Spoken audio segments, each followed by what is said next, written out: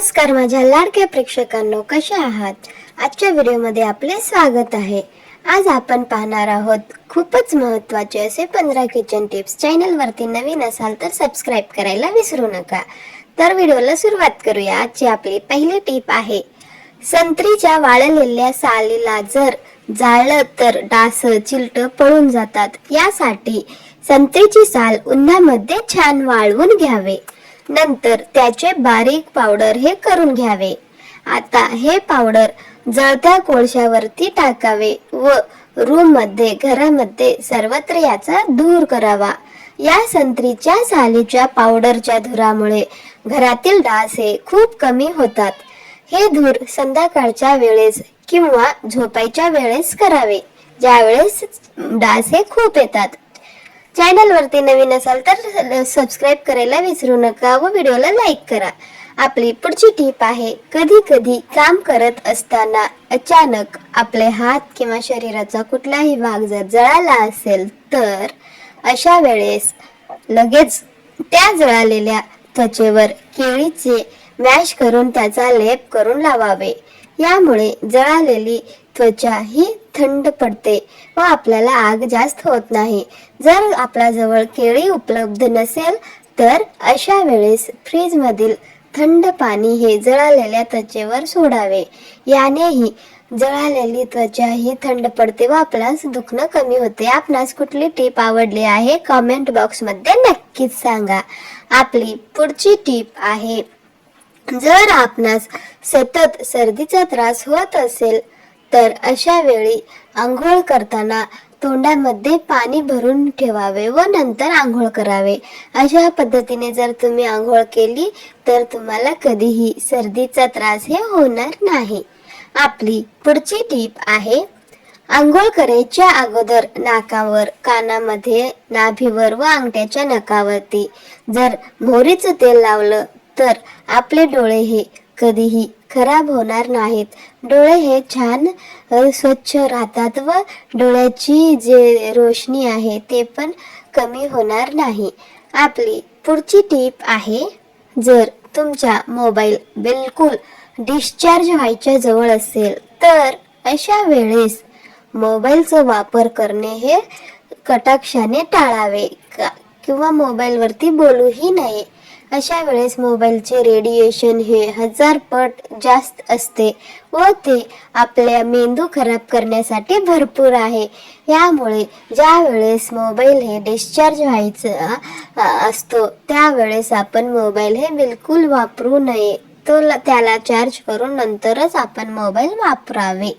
आपली पुढची टीप आहे, जर आपल्या चेहऱ्यावरती काळे डाग धब्बे असतील तर ते काढून टाकायचे असतील तर आपल्या आहारामध्ये कारल्याच्या रसाचा वापर करावा.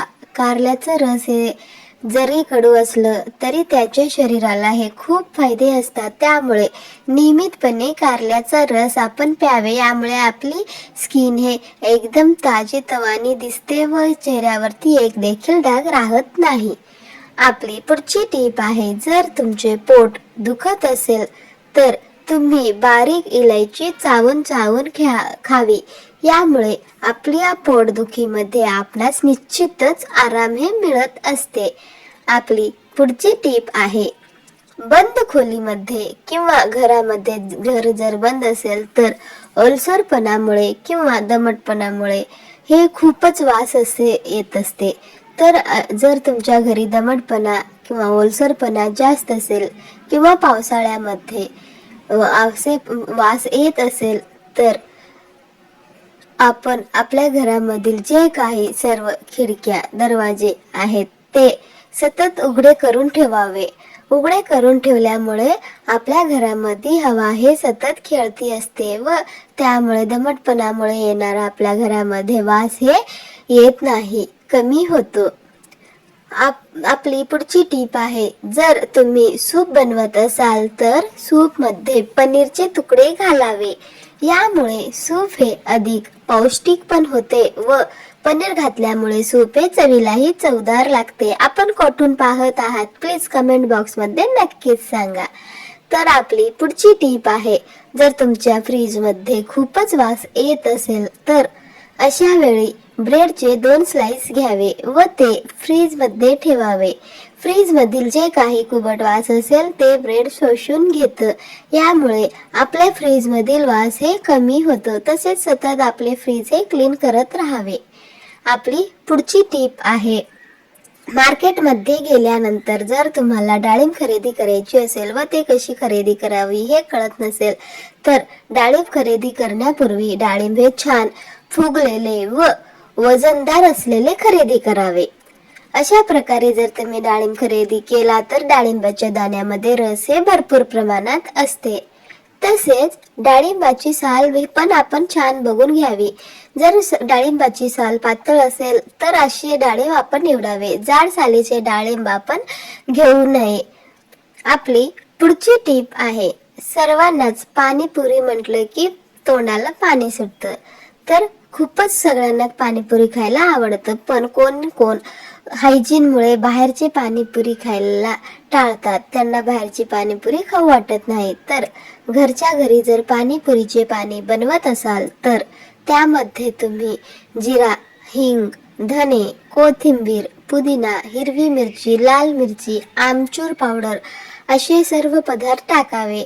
हे सर्व टाकल्याने आपल्या पाणीपुरीच्या पाणीला खूपच छान स्वाद येते. तर तुम्ही नक्कीच अशा प्रकारे पाणीपुरीची पाने करून पहा.